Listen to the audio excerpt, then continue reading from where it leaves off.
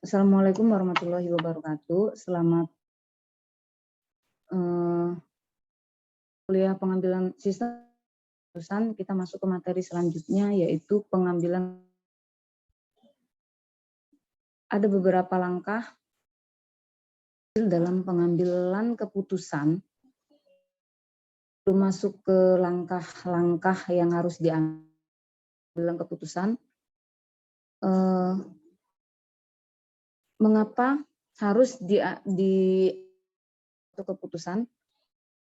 Karena sebab harus diambil keputusan adalah karena adanya masalah. Apa yang dimaksud dengan masalah?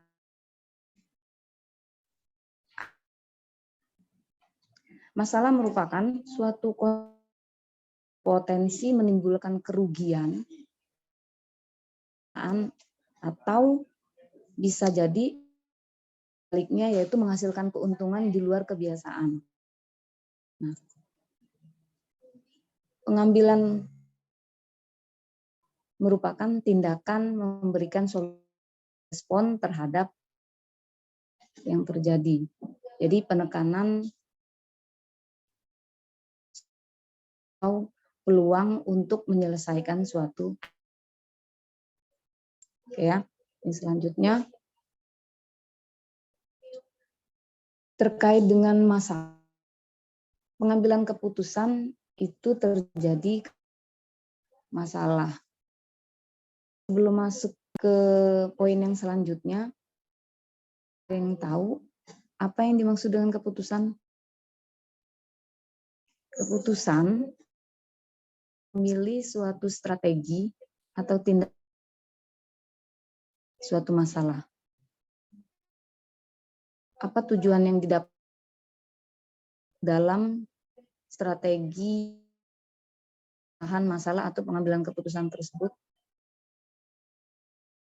Tujuan dari keputusan adalah untuk atau aksi tertentu yang harus dalam pengambilan keputusan.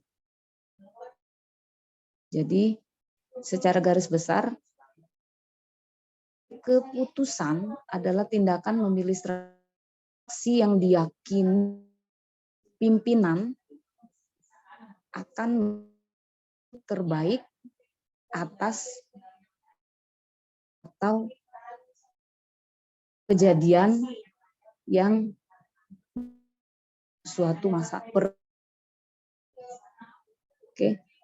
Yang selanjutnya, ada beberapa kriteria atau ciri keputusan.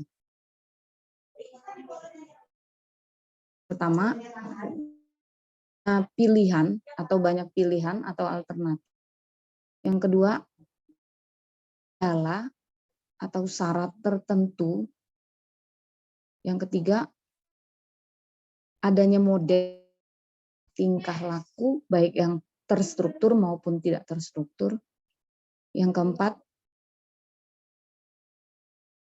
atau masukan atau variabel,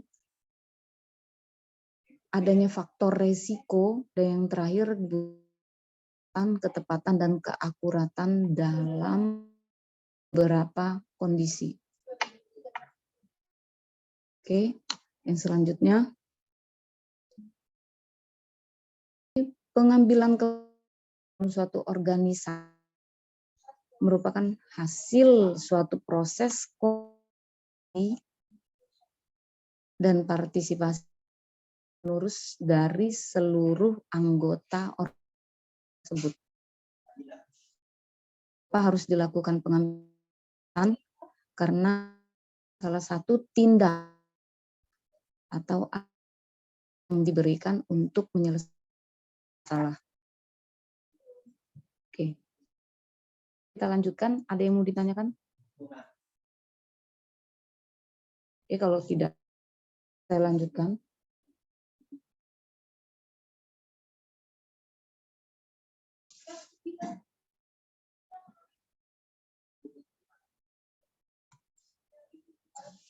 Oke, masuk ke tahap-tahap pembuatan keputusan. Ada yang tahu? Lanjutkan materinya. keputusan itu diambil ada beberapa tahap.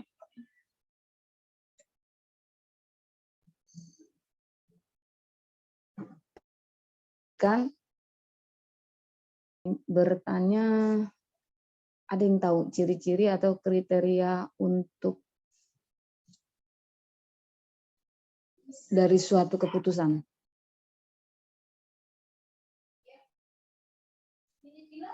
Oke, kalau nggak ada, saya lanjutkan materinya. Tahap pengambilan keputusan ya. Tahap-tahap pembuatan keputusan. Ada beberapa langkah yang harus dilakukan kita melakukan keputusan. Yang itu identifikasi masalah. Jadi masalahnya harus diidentifikasi terlebih dahulu. Kemudian melakukan metode atau pemecahan masalah. Yang selanjutnya lakukan pengumpulan data yang dibutuhkan untuk melaksanakan atau untuk menerapkan model atau metode tersebut dalam melaksanakan pengambilan keputusan. Sebelum kan ada yang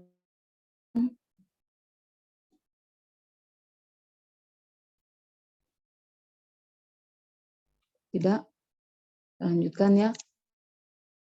Tahapan yang selanjutnya yang harus diambil saat kita melakukan keputusan adalah pengumpulan data, kita mengimplementasikan model yang digunakan. Selanjutnya, setelah kita mengevaluasi dari setiap yang ada. Setelah beberapa langkah dari awal mulai identifikasi sampai evaluasi, baru kita lakukan solusi yang kita pilih untuk sebagai pemeriksaan atau penyelesaian masalah. Oke.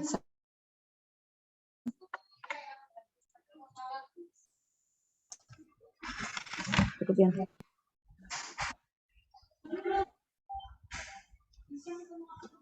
Izin Bu, mau bertanya. Silakan. Untuk keputusan sebenarnya ada apa aja sih Bu kriteria atau ciri-ciri dari keputusan tersebut?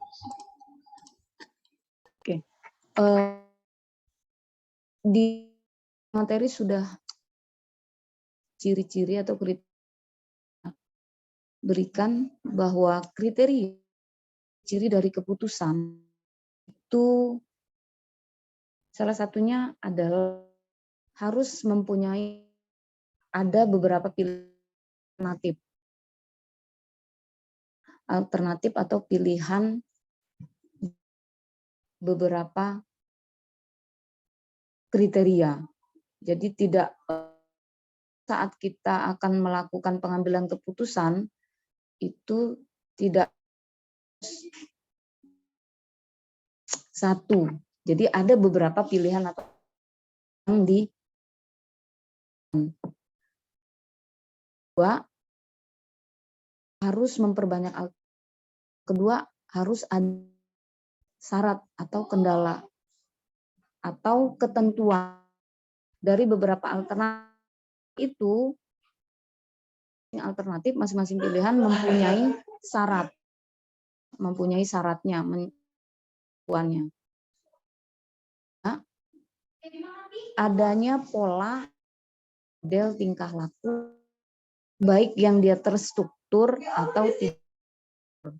Nah, biasanya dengan metode atau penggunaan langkah-langkah pada menerapkan pengambilan keputusan.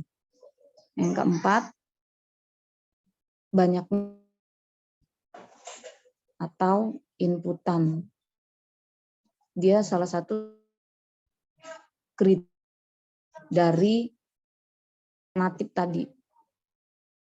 Pertama, yang kelima resiko. Jadi masing-masing variabel alternatif itu ada resikonya. Dan yang keenam, kecepatan dan keakuratan. Paham ya?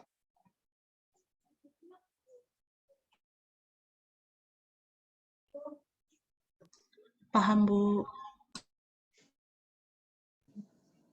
Oke. Dari sampaikan, ada yang mau ditanyakan? Tidak, Bu, cukup. Kalau nggak ada, kita lanjutkan ke materi, masuk ke sesi studi case atau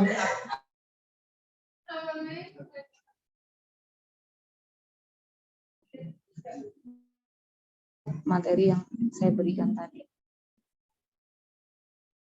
Nah, keputusan ada beberapa keadaan yang mungkin dialami oleh pengambil ketika dia akan mengambil aja kondisinya kira-kira yang terjadi.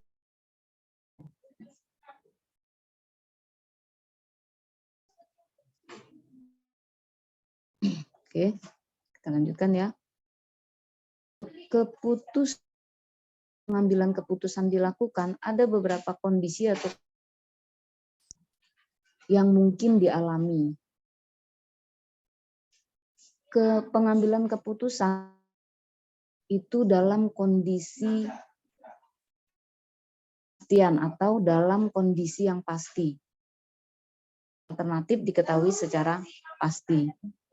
Nah, tapi pula yang kedua itu dalam berbagai tingkat resiko. Sama halnya dengan ciri pengambilan keputusan tadi. Jadi setiap kondisi atau setiap pada saat atau dilakukannya pengambilan keputusan ada tingkat resikonya. Yang ketiga, kondisi keputusan itu di dalam jadi ada beberapa alternatif yang tidak dibahas. Tiga, kondisi melakukan pengambilan keputusan. Yang pertama dalam kondisi yang sudah jelas, alternatifnya sudah diketahui, yang itu berada di dalam kondisi yang tingkat risikonya itu ada di dalam beberapa. Dan yang terakhir adalah pengambilan keputusan dalam kondisi yang dia kepastiannya. Jadi dalam kondisi alternatifnya belum jelas diketahui. Ini ada yang mau ditanyakan? Tidak, Bu. Kalau tidak ada yang mau ditanyakan. Jadi untuk materi keputusan itu pada hari sudah dijelaskan. Masuk ke poin yang yaitu studi case.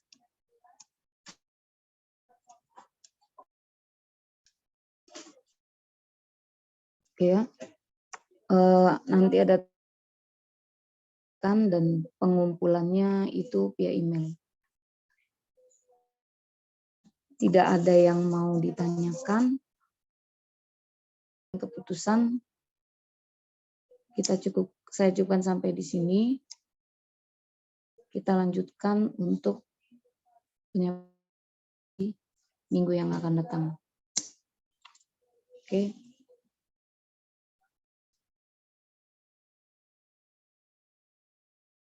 Saya tutup untuk pertemuan hari ini. Saya ucapkan Assalamualaikum warahmatullahi wabarakatuh. Waalaikumsalam warahmatullahi wabarakatuh.